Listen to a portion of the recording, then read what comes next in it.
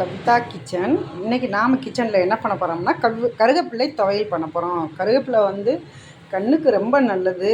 நீங்கள் வந்து மோஸ்ட்லி வாரத்தில் ஒரு 2 டேஸ் சாப்பிட்டிங்கன்னா கருவேப்பிலை வந்து கண்ணுக்கு வந்து கண்ணு கூட கொஞ்சம் கொஞ்சமாக வந்து சரியாகிற சான்சஸ் இருக்கோ என்னவோ தெரியாது. ஆனால் வந்து எக்ஸ்ட்ரா ஆகாது. ஸோ என்னுடைய ஃப்ரெண்டு டாக்டர் வந்து சொன்னாங்க கண்ணுக்கு ரொம்ப நல்லது. ரெண்டாவது என்னன்னு கேட்டிங்கன்னா முடி. இப்போ எனக்கெல்லாம் வந்து பார்த்திங்கன்னா வந்து ரொம்ப ஹேர்லாம் வந்து எனக்கு வந்து ரொம்ப நரைக்கலை. இன்றைக்கி வரையும் வந்து எனக்கு வந்து ஏஜ் வந்து 50 ஆக போகுது. ஸோ இன்றைக்கி வரையும் வந்து நானும் கருவேப்பிலை ஹேர் டேலாம் பண்ண மாட்டேன். ஒன்லி மெஹந்தி மட்டும் போடுவேன். ஓகே, நல்லா இருக்குது.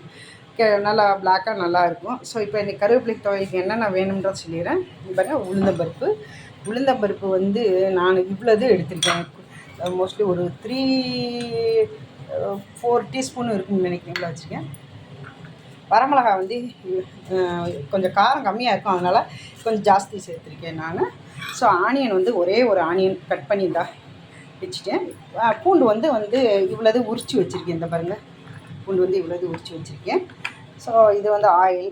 நாங்கள் வந்து ஆர்கானிக் தான் சேர்ப்போம், அதனால் வந்து ஆர்கானிக் சன்ஃப்ளவர் தான் வந்து ஆயில் தான் போடுறேன். இது பார்த்திங்கன்னா கருவேப்பிலை வந்து ஒரு கட்டு வாங்கிட்டு வந்தேன். 10 ருபீஸ்க்கு வாங்கிட்டு வந்துட்டு எல்லா லீஃபையும் எடுத்துகிட்டேன். லீஃபை வந்து நான் க்ளீன் பண்ணேன், ஆனால் வந்து லீஃபை வந்து அலசி வைக்கலை. ஸோ வந்து இவ்வளோ தான் நம்மளுக்கு வேண்டிய கருவேப்பிலை துவையலுக்கு வேண்டிய இன்க்ரீடியன்ட்ஸ் வந்து இவ்வளோ தான். கருவேப்பிலை, ஆனியன், லேஷன், அது என்னது பூண்டு, ஸோ உளுந்தம்பருப்பு உடச்சதே போடுறேன். வந்து உடச்சதில் ரொம்ப சத்து, அதனால் உடச்ச உளுந்தம்பருப்பே வந்து போடுறேன். ஸோ வத்தல் இவ்வளோ தான். இப்போ வந்து இங்கே வந்து கடாய் வந்து வச்சுட்டேன். கேஸில் வச்சுட்டு இப்போ ஆன் பண்ணிக்கலாம்.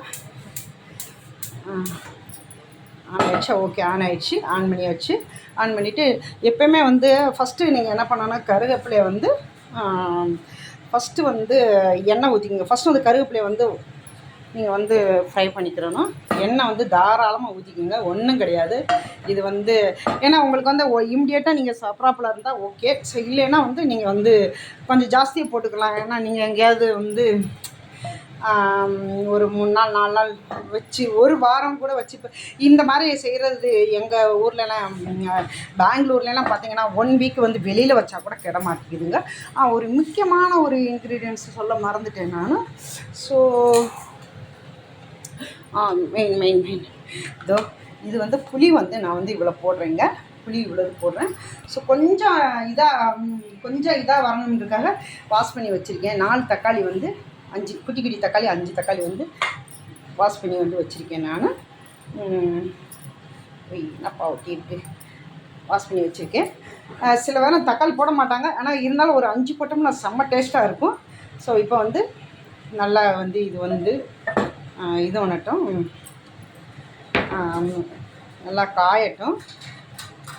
எப்பயுமே நீங்கள் ஒரு எந்த ஒரு சட்னியாக இருந்தாலும் சரி, துவையலாக இருந்தாலும் சரி, வந்து எந்த ஒரு துவையலாக இருந்தாலும் சரி, நீங்கள் என்ன பண்ணுறீங்க வந்து கடுகு வந்து மெயினாக சேர்த்துக்குங்க. கடுகும் பெருங்காயம் வந்து நான் எல்லாத்துலேயும் சட்னி சரி, இந்த மாதிரி கருவேப்பிலை துவையல், கொத்தமல்லி துவையல் எல்லாத்தையுமே கடுகு சேர்ப்பேன், பெருங்காயம் சேர்ப்பேன். ஏன்னா ஃபஸ்ட்டே சேர்த்துருவேன்.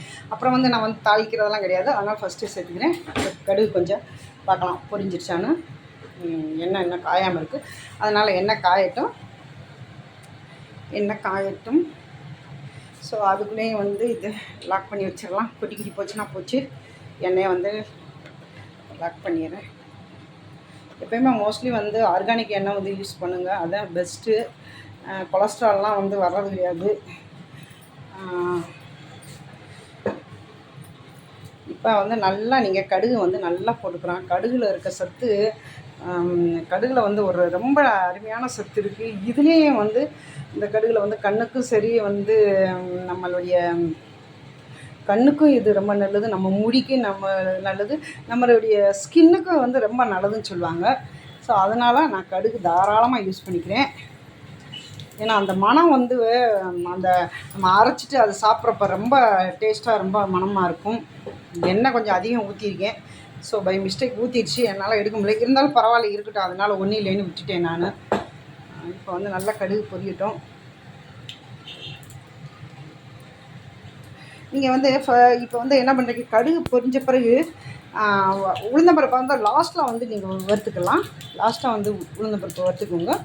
ஸோ கடுகு பொரிஞ்சு பாருங்கள், நல்லா புரியுது, சரியான வாசனை வருது, கமகமன்னு வாசனை வருது. எப்பவுமே வந்து உளுந்து நல்லா வறுத்துறணும். அதனால் கடுகு வந்து நல்லா வந்து பொரிஞ்சிடணும். கடுகு பொரிஞ்ச பிறகு நீங்கள் என்ன பண்ணுறீங்க, இந்த புளியை போட்டுருங்க. இன்னும் நல்லா பொரியுது பாருங்கள். ஸோ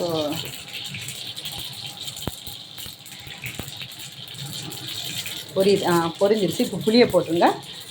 புளியை போட்டுட்டோம். நம்ம போட்டுட்டு இப்போ என்ன பண்ணுறோம், கடுகு பொரிஞ்சிச்சு. இப்போ கருவேப்பிலையை வந்து உடனே போட்டுருங்க. எவ்வளோ கருவேப்பிலை வச்சுருந்தீங்களா பாருங்கள், 10 rupees வாங்கிட்டு வந்திருக்கேன் நான்.